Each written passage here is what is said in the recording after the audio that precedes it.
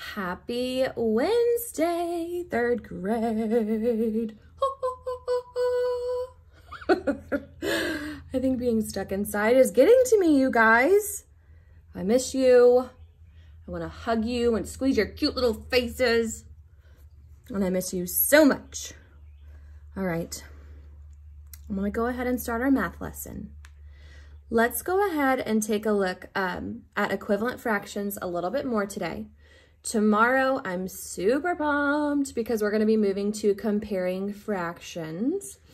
And that's going to be a lot of fun. So we're going to do a warm-up to get us started tomorrow. And I'll show you how to do that.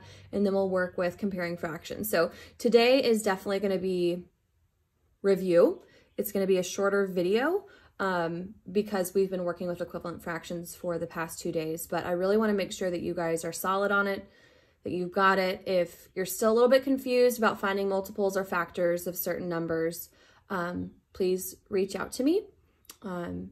Ask me if we can do a math check-in, or call me during office hours or anything like that, because I want to make sure you're good on this before we move on. So let's take a quick look just at a couple of problems today, and then I'm going to go ahead and let you break out and work on some independent practice today in your workbooks. So remember, with equivalent fractions, it's okay if they look different, right? And in order to find equivalent fractions, we can either multiply by the multiples that both the numerator and the denominator have in common, or we can simplify, say simplify, simplify, and you can divide. Okay, so you can break down fractions that way. And today in your workbook, you're going to be looking at both ways. You've definitely got a lot of simplification. You're going to be showing fractions in their simplest form. So you're going to be breaking it down as far as you can go. Okay. So yeah, that'll be good. Most of it today is simplifying. Yesterday, you had some multiplication and simplifying. So let's go ahead and take a look at some simplifications. If I have, let's do 6/12, okay? And I need to simplify, so that means that I've got to find a common factor between 6 and 12. Well, there's a couple that I could do. I could go ahead and say, oh, okay, well, both of these are even, so let's go ahead and start out with our 2. You can do that. 6 divided by 2 is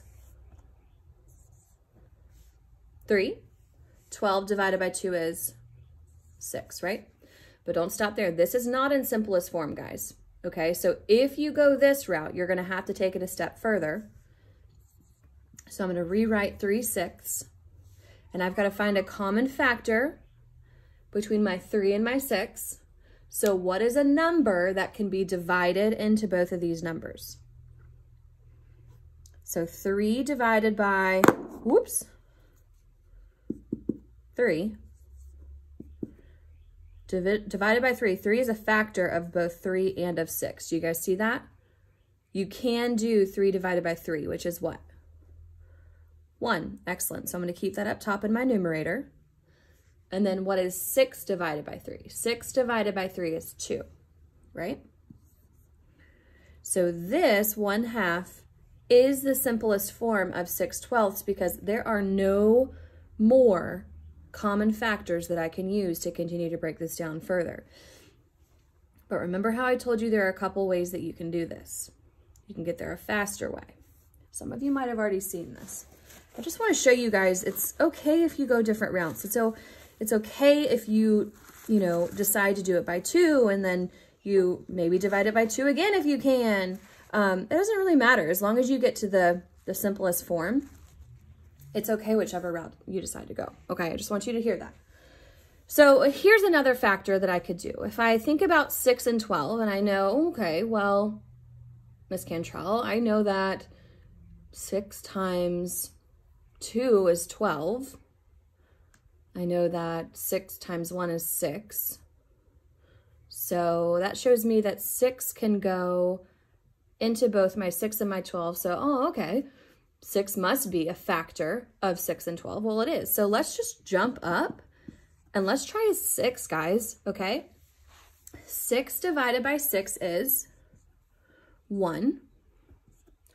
And 12 divided by 6 is 2. Look at that. I already got to my half. So I didn't have to do all these steps down here, dividing and finding factors and dividing again and going and going.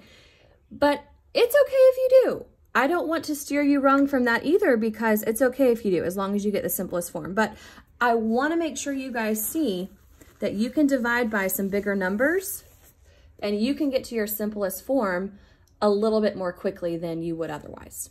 All right, I just want to point that out today.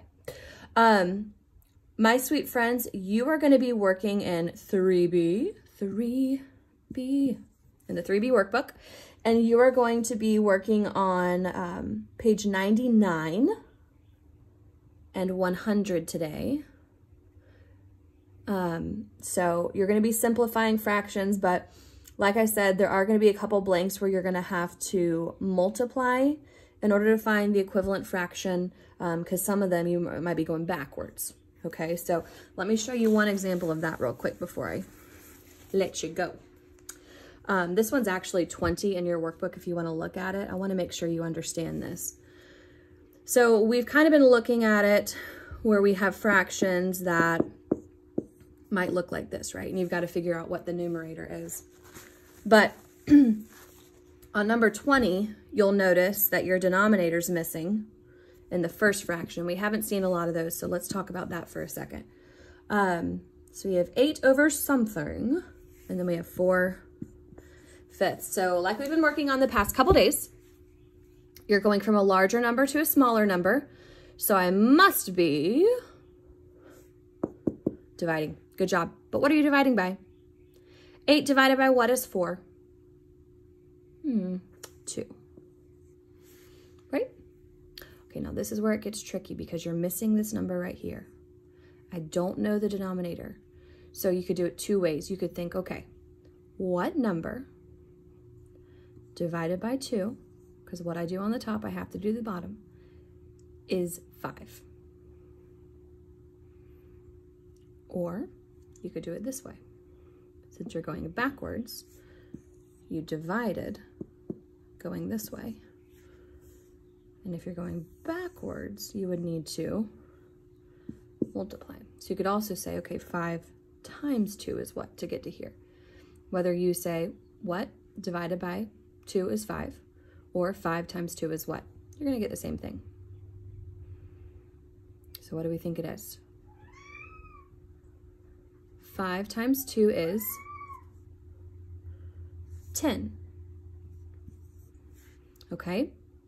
So I just want to make sure you guys see this before I let you guys break out, because you are going to see a couple of those in your workbook today. I think that one actually might be the only one.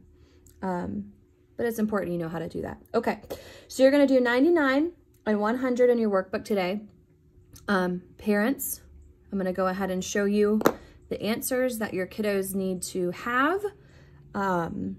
Kids, don't look. All right, parents, so this is 99. This is what your kiddos should have. This is 100. Sorry for the dog here. And this is what your kids should have for 100. Okay? Happy Wednesday, my sweet people, and I will see you tomorrow for comparing fractions.